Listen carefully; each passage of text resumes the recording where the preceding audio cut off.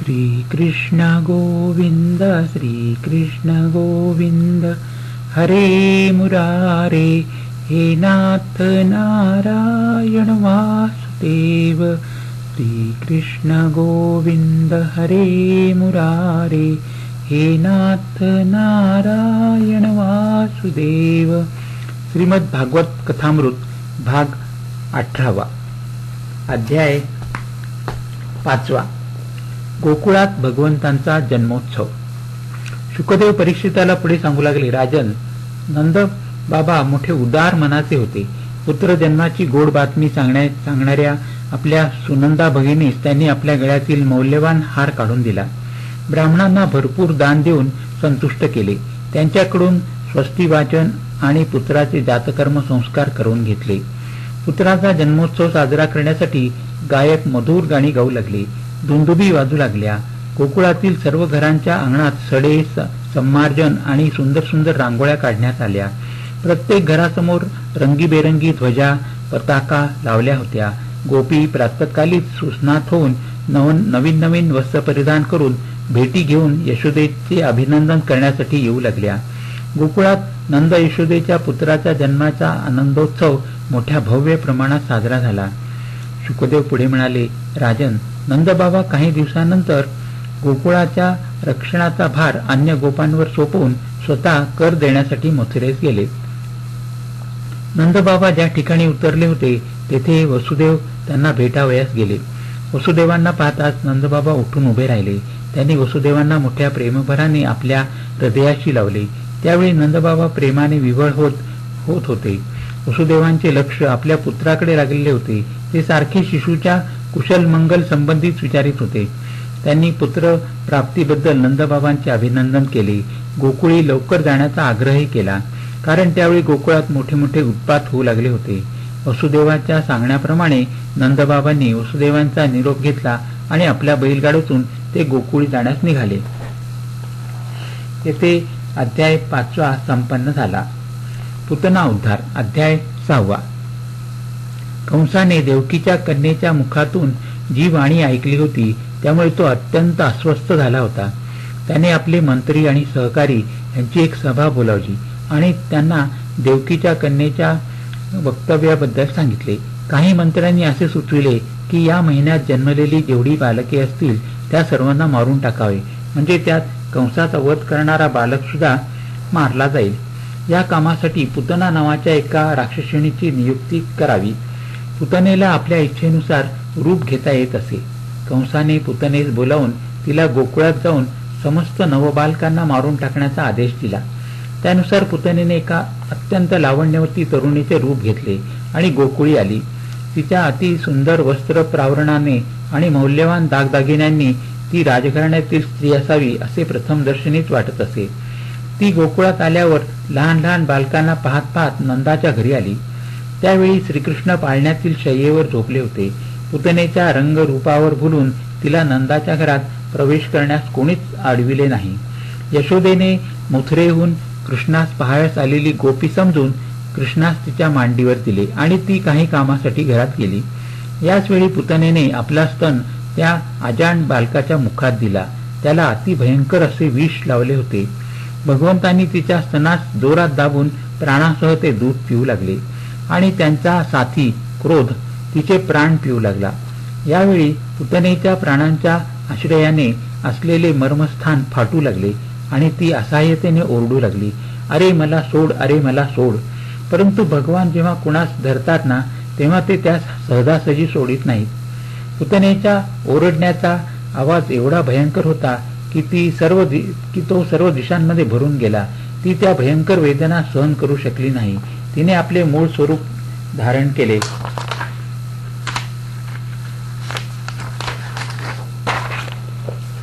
आणि शिशूस घेऊन ती वर उडाली। परंतु काही क्षणातच तिचे प्राण शरीरातून निघून गेले आणि ती पर्वताप समान जमिनीवर कोसळली। ती खाली पडत असताना अनेक वृक्ष तिच्या वजनाने चिरडले गेले। पुतनाचे शरीर फारच भयंकर होते। तिच्या नागपुड्या पहाडातील गुहेसारख्या होत्या। ज्यावेळी गोपींनी पाहिले की बालक श्रीकृष्ण त्या अजस्त्र देहावर निर्भयपणे खेळतो आहे, तेव्हा त्या अतिशय घाबरल्या आणि त्यांनी तेथे जाऊन चटकन श्रीकृष्णास उचलून घेतले. यानंतर यशोदा आणि रोहिणी सहित सर्व गोपींनी गायीचे पुच्छ फिरवून त्या सुकुमार बाळाच्या अंगाची सर्व प्रकारे रक्षा केली. त्या अजस्त्र शरीराच्या राक्षसीचे दहन करण्यासाठी तिच्या देहाचे तुकडे तुकडे करावे लागले आणि नंतरच दहन करता आले. ज्यावेळी तो मृतदेह जळत होता त्यावेळी त्याच्या धुरातून सुगंध येत होता. याचे सर्वांना आश्चर्य वाटत होते. नंदबाबा आणि त्यांच्या सहाध्यायींनी ज्यावेळी गोकुळात प्रवेश केला त्यावेळी त्यांना त्या अनामिक सुगंधाचा अनुभव आला. गोकुळातील गोपींनी पुतना राक्षसीची संपूर्ण घटना नंदबाबांना सांगितली. त्या घटनेत बालक सुरक्षित असल्याचे ऐकून नंदबाबांना समाधान वाटले आणि त्यांनी मोठ्या प्रेमाने बाळास उचलून घेऊन खूप लाड केले. ही पुतना मोक्ष भगवान श्रीकृष्णांची अद्भुत लीला आहे. जे सज्जन या कथेचे श्रद्धाभावाने श्रवण कथन करतात त्यांना श्रीकृष्णांच्या प्रती प्रेम प्राप्त होते. पुतना ही दुष्ट भावाने आली असताना तिला मोक्ष कसा मिळाला हा प्रश्न परीक्षिताने शुकदेवांना विचारला. त्यावेळी शुकदेव म्हणाले, राजन, जरी पुतनेचा भाव दुष्ट होता तरी तिने मातृ स्वरूपात आपले दूध श्रीकृष्णास पाजविले. या मातृभावामुळे तिला मोक्ष मिळाला होता. येथे अध्याय 6 समाप्त झाला. अध्याय 7 शकटभंजन आणि तृणावर्त यांचा उद्धार. शुकदेव पुढे सांगू लागले, राजन, श्रीहरींनी अनेक अवतार धारण करून सुंदर सुंदर लीला केल्या. या सर्व लीला हृदयाला अत्यंत प्रिय वाटतात. यांच्या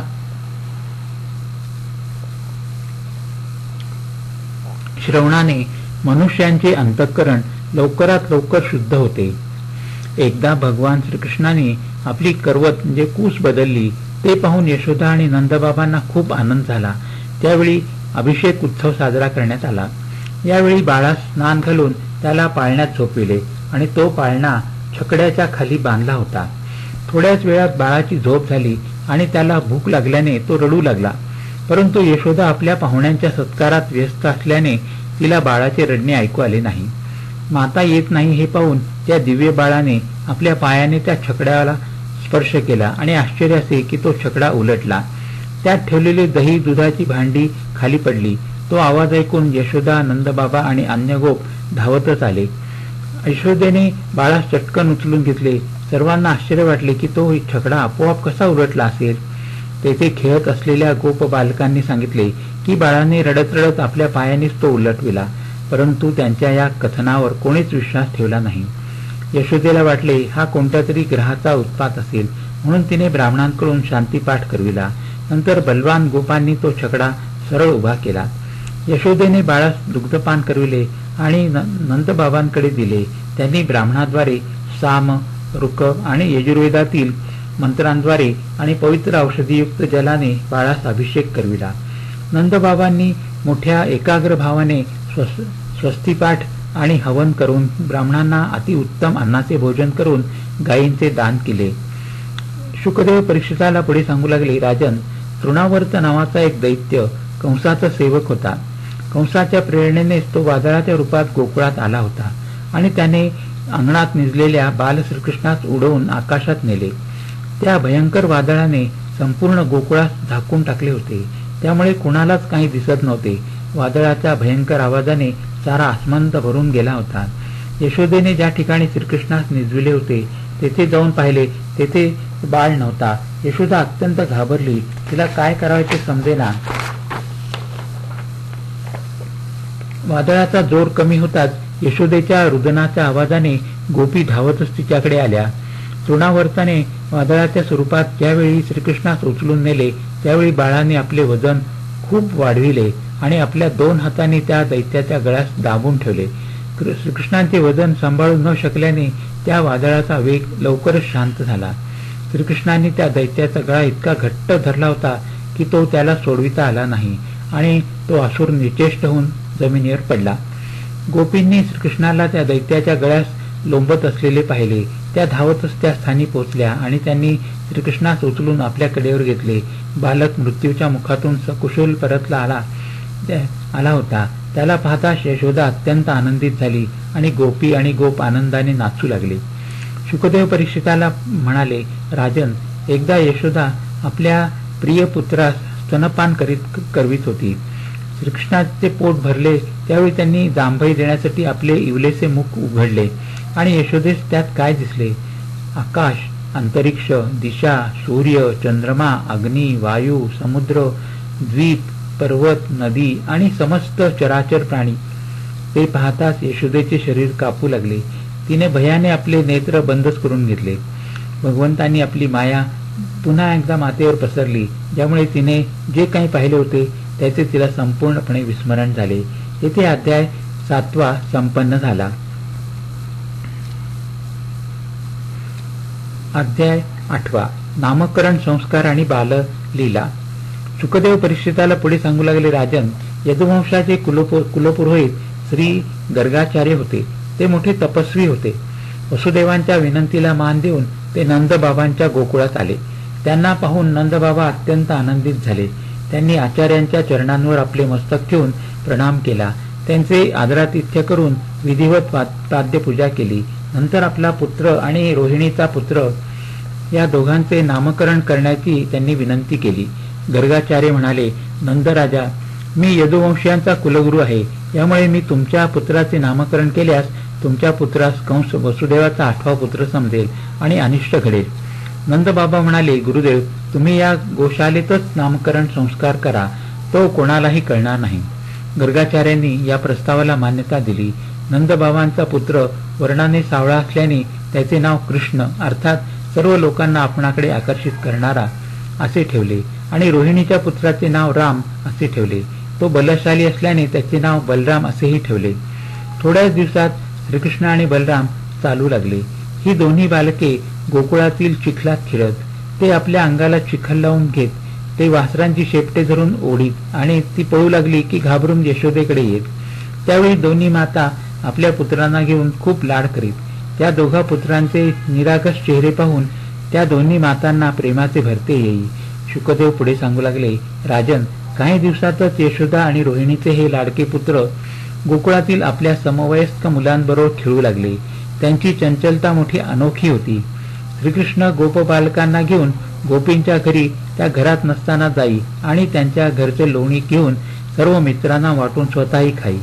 गोपी यशोदेकडे येऊन कृष्णाची तक्रार करीत. यशोदा त्यांची कशी तरी समजूत घालून त्यांना पाठवून देत असे. सायंकाळी गायी रानातून चरून येत. त्यावेळी श्रीकृष्ण दोरीने बांधलेल्या वासरांना सोडून देई. वासरे गायीचे सारे दूध पिऊन टाकीत आणि गोपी दूध काढू लागल्या की त्यांना फारच थोडे दूध मिळत असे. या खोड्या पाहून गोपी कोपाने कृष्णास रागावत. त्यावेळी श्रीकृष्ण हसू लागे. गोपींचे श्रीकृष्णावर असलेले प्रेम सुद्धा अनोखेच होते.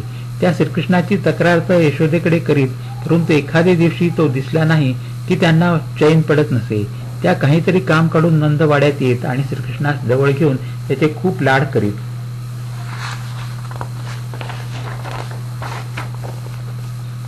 एकदा श्रीकृष्ण, बलराम आणि गोपगण खेळत असताना श्रीकृष्णाने आपल्या मुखात माती घातली. ती त्यांच्या मित्रांनी पाहिली आणि त्यांनी जाऊन यशोदा मातेचे सांगितले. यशोदा माता धावतच आली. तिने श्रीकृष्णाचा हात धरला. त्यावेळी तो भयाने थरथर कापू लागला. यशोदा म्हणाली, अरे कान्हा, तू फार खोडकर झाला आहेस. तू माती का खाल्लीस? सर्वांपासून लपून तू माती खातोस काय? श्रीकृष्ण अत्यंत निरागस भावाने म्हणू लागले, आई, मी माती खाल्ली नाही. हे सर्वजण खोटे बोलतात. तू त्यांच्यावर विश्वास ठेवतेस. माझे तोंड तुझ्या समोर आहे ना, तू आपल्या डोळ्यांनीच पाहून घे.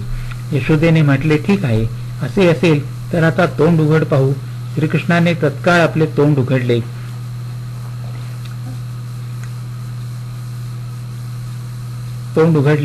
आणि त्यांच्या मुखात संपूर्ण विश्व, त्या लहानशा मुखात संपूर्ण विश्व विद्यमान असल्याचे यशोदेस दिसले. आकाश, पहाड, द्वीप, समुद्रासहित संपूर्ण पृथ्वी, वायू, अग्नी, चंद्रमा, जल, सर्व देवता, पंचमात्रा आणि 3 गुण हे सर्व श्रीकृष्णांच्या मुखात पाहून यशोदेला हे स्वप्नासारखेच वाटले. परंतु दुसऱ्या क्षणीच तिने जाणले की आपल्या या बालकात जन्मजातच योगसिद्धी आहे. त्याला चित्त, मन, कर्म आणि वाणी यांच्याद्वारे जाणले जाऊ शकत नाही. अशा प्रकारे यशोदा मातेने श्रीकृष्ण तत्व जाणले होते, परंतु श्रीकृष्णांनी तत्काळ आपल्या वैष्णवी मायेचा संचार यशोदा मातेत केला आणि तिने जे पाहिले होते ते सर्व विसरून जाऊन आपल्या लाडक्या कानास मोठ्या प्रेमाने उचलून कडेवर घेतले, जणू तिच्या हृदयात प्रेमाचा सागरच उचलला होता. परीक्षिताने शुकदेवांना विचारले, गुरुदेव, नंदबाबा आणि यशोदा यांनी असे कोणते पुण्य कर्म केले होते ज्याच्या योगाने त्यांना भगवंतांचे माता पिता होण्याचा आणि पुत्र सुखाचा लाभ झाला? शुकदेव म्हणाले, राजन, नंदबाबा पूर्वजन्मात एक वसू होते. त्यांचे नाव होते द्रोण आणि त्यांच्या पत्नीचे नाव होते धरा. त्यांनी ब्रह्मदेवांच्या आदेशाचे पालन करण्याच्या इच्छेने त्यांना म्हटले होते, भगवंत, ज्यावेळी आम्ही पृथ्वीवर जन्म घेऊ त्यावेळी जगदीश्वर भगवान श्रीकृष्णामध्ये आमची अनन्य प्रेममय भक्ती असावी. ब्रह्मदेवानी म्हटले होते, असेच होईल. ते परम यशस्वी भगवन्मय द्रोण व्रजमध्ये नंदबाबांच्या नावाने जन्मले आणि त्यांची भार्या धरा ही यशोदेच्या स्वरूपात जन्मली. या जन्मात भगवंत त्यांचे पुत्र झाले. बालश्रीकृष्णांच्या लीलाचे वर्णन करताना शुकदेव पुढे म्हणाले, राजन, एकदा यशोदा राणीने घरच्या सर्व दासींना अन्य काम सांगून स्वतः दही मंथनती करू लागली. दही घुसळण्यासाठी जी दोरी होती ती ओढून ओढून ती थकून गेली. कपाळावर धर्मबिंदू जमा झाले. वेणीमध्ये माळलेली मालतीची फुले सारखी खाली पडत होती. त्याचवेळी बालश्रीकृष्णास भूक लागली आणि तो यशोदेकडे आला आणि मांडीवर निजून दुग्धपान करू लागला. यशोदा आनंदाने गीत गात मंथन करीत होती. त्याचवेळी चुलीवर ठेवलेले दूध गरम होऊन उतू जाऊ लागले. ते पाहताच यशोदा आनंदात दुग्धपान करीत असलेल्या श्रीकृष्णास खाली सोडून चुलीवरचे भांडे काढण्यासाठी गेली. श्रीकृष्णास अर्धवट दूध पाजून गेल्यामुळे त्याला राग आला आणि त्याने रागाने दह्याचे भांडेच फोडून टाकले आणि स्वतः लोणी ठेवलेल्या खोलीत गेला. तेथे ठेवलेल्या उखळावर चढून लोण्याचे भांडे खाली काढून त्यातील लोणी त्याने माकडांना खाऊ घातले. ते पाहून यशोदा काठी घेऊन त्याला पकडण्यासाठी त्याच्या मागे धावू लागली. ती पळून पळून थकल्यावर श्रीकृष्ण तिच्या हाती लागले. यशोदेने आपल्या कानाला दोरीने बांधून ठेवावे असा विचार करून एक दोरी आणली, परंतु ती 2 बोटे कमी पडली. यशोदेने त्याला अजून एक दोरी जोडली, परंतु ती सुद्धा 2 बोटेच कमी पडली. असे अनेक वेळा झाले. प्रत्येक वेळी दोरी 2 बोटेच कमी पडे. यशोदा थकून गेली. शेवटी श्रीकृष्णाने स्वतःच बांधून घेतले. यशोदेने ती दोरी उखळास बांधून ठेवली आणि स्वतः दुसऱ्या कामास लागली. नंदवाड्यात 2 अर्जुन वृक्ष होते. श्रीकृष्णांनी त्या 2 वृक्षांना मुक्ती देण्याचे ठरविले. हे वृक्ष पूर्वजन्मीचे कुबेराचे पुत्र नलकुबेर आणि मणिग्रह होते. त्यांनी एकदा देवर्षी नारदांचा अपमान केला होता. त्यावेळी देवर्षींनी तुम्ही वृक्ष योनीस प्राप्त व्हाल असा शाप दिला होता. कुबेर पुत्रांनी देवर्षींची क्षमा मागितली आणि उशाप मागितला. त्यावेळी नारद म्हणाले, वृक्ष योनीत सुद्धा तुम्हाला भगवंतांची स्मृती राहील. देवतांचे 100 वर्षे उलटल्यावर श्रीकृष्णांचे सानिध्य प्राप्त होऊन तुम्ही आपल्या लोकास परत याल. शुकदेव पुढे सांगू लागले, राजन, श्रीकृष्णाने उखळास ओढीत ओढीत अंगणात आणले, परंतु ते त्या 2 अर्जुन वृक्षांच्या मध्ये अडकले. त्यावेळी श्रीकृष्णांनी जोर लावून ओढले तेव्हा ते दोन्ही वृक्ष उन्मळून खाली पडले. त्यातून 2 दिव्य पुरुष निघाले. ते कुबेराचे पुत्र होते. त्यांनी श्रीकृष्णांना प्रदक्षिणा घालून नमस्कार केला आणि भगवंतांची स्तुती करून आपल्या लोकी ते निघून गेले. अर्जुन वृक्ष पडताच जो आवाज झाला तो ऐकून नंदबाबा आणि अनेक गोप अंगणात धावतच आले. त्यांना काय दिसले? श्रीकृष्णाला दोरीने बांधली आहे आणि ती दोरी घरातील उखळाला बांधली आहे. श्रीकृष्णांनी ते उखळ ओढीत ओढीत अंगणात आणले होते, परंतु ते 2 वृक्षांच्या मध्ये अडकून बसले होते आणि ते वृक्ष उन्मळून पडले होते. हे कोणाचे काम असेल याचा विचार करून नंदबाबांची मती भ्रमित झाली. तेथे बालके खेळत होती. त्यांनी सांगितले की हे श्रीकृष्णाचेच काम आहे. ते पुढे म्हणाले, बाबा, या 2 वृक्षातून 2 दिव्य पुरुष निघाले. त्यांनी श्रीकृष्णाला नमस्कार केला, प्रदक्षिणा घातल्या आणि निघून गेले. नंदबाबांना त्या मुलांच्या कथनावर विश्वास ठेवावा का नाही हाच प्रश्न पडला होता. शुकदेव परीक्षिताला पुढे सांगू लागले, राजन, एके दिवशी एक फळे विकणारी बाई नंदबाबांच्या घरासमोर आली आणि तिने साथ घातली, फळे घ्या, फळे. त्यावेळी समस्त कर्मांची फळे देणारे भगवान श्रीकृष्ण हातात मुठभर धान्य घेऊन बाहेर आले. पळत येत असताना त्यांच्या चिमुकल्या हातातील धान्य खाली पडून गेले. फळवालीने मात्र श्रीकृष्णांच्या दोन्ही हातात भरून भरून वेगवेगळी मधुर फळे दिली. श्रीकृष्ण आनंदाने उडी मारतच घरात आले. फळवाली फळे विकून घरी गेली. टोपली खाली ठेवून पाहते तो टोपली रत्नांनी भरलेली. ती पाहून तिच्या आनंदाला सीमाच उरली नव्हती. येथे अध्याय 8, 9 आणि 10 संपन्न झाले. हरिओम तत्सत. हरिओम तत्सत. हरिओम तत्सत.